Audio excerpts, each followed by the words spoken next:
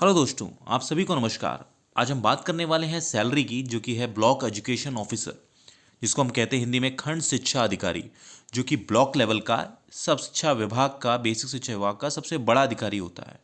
लेकिन जिले लेवल पे होता है बेसिक शिक्षा अधिकारी, उसी तरीके से ब्लॉक लेवल पे होता है आपका खंड शिक्षा अधिकारी। ये बहुत ही प्रेस्टिजियस जॉब मानी जाती है, एक रुतबे वाली जॉब होती है बेसिक शिक्षा विभाग की। और एक लेवल होता है एक अधिकारी का, वो फीलिंग होती है इस जॉब में। तो आप अगर खंड शिक्षा अधिकारी बनते हैं और जब आप ज्वाइन करते हैं तो कितनी आपको सैलरी मिलती है, आज हम वो डिस्कस करेंगे कि क्या आपकी सैलरी होगी फर्स्ट सैलरी अगर आप 2025 में एज ए खंड शिक्षा अधिकारी ज्वाइन करते हैं। चलिए आइए देखते हैं। सबसे पहले हम बात करते हैं ग्रेड पे की। तो आप सबसे पहले आपका जो ग्रेड पे होगा वो होगा आपका 4800 का ग्रेड पे होगा, और ये होगा आपका लेवल 6।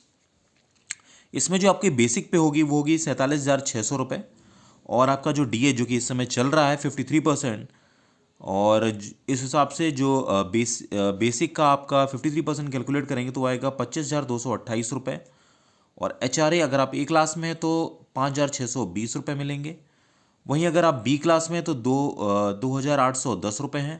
वहीं अगर रूरल एरियाज़ में है तो आपको 1,870 रुपये मिलेंगे। जब आप इन सब का टोटल करते हैं तो जो टोटल जो ग्रॉस मंथली सैलरी आपको मिलती है, वो अगर ए क्लास सिटी है तो आपको 78,448 रुपये, बी क्लास है तो 75,638 रुपये, और अगर रूरल एरियाज है तो 74,698 रुपये। ये आपकी सैलरी बनती है। अब बहुत सारे अलाउंस अभी बढ़ा दिए हैं सरकार ने खंड शिक्षा अधिकारी के लिए। वो है आपका ट्रैवल का अलाउंस। एक गाड़ी मिलती है खंड शिक्षा अधिकारी को, आप जिले से ब्लॉक तक और ब्लॉक से आप सीधा जा सकते हैं विद्यालय तक। एक गाड़ी मिलती है, गाड़ी भत्ता आपको मिलता है आने जाने का। उसका खर्चा भी है पूरा सरकार देती है। तो ये भी अलाउंस एक तरीके से ये सुविधा मिलती है खंड शिक्षा अधिकारी को। चलिए आइए आगे बढ़ते हैं और जानते हैं क्या क्या डिडक्शंस हैं। सबसे पहला जो डिडक्शन होता है वो होता है आपका एनपीएस का डिडक्शन, जो कि आपका बेसिक प्लस डीए का होता है आपका 10%। तो यानी 47,600 जो कि आपकी बेसिक पे थी, और डीए जो आपका 25,228 रुपये, इसका जब आप 10% कैलकुलेट करेंगे तो वो आ जाएगा 7,283 रुपये।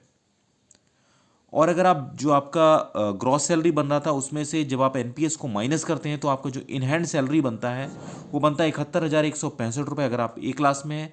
बी क्लास है तो 68,355 रुपये। वहीं अगर रूरल एरियाज में है तो 67,415 रुपये। वहीं आपको एक चीज़ और पता होनी चाहिए कि 10% जो होता है वो सैलरी से कटता है, और जो 14% होता है वो आपको सरकार देती है। तो टोटल जो कंट्रीब्यूशन होता है वो होता है आपका 24%। इसमें से जब आप रिटायर होते हैं तो 60% जो होता है वो आपको मिल जाता है नगद में, और 40% जो आपको होता है वो मंथली बेसिस पे मिलता रहता है पेंशन के रूप में। ठीक है, तो आइए आगे बढ़ते हैं और जानते हैं।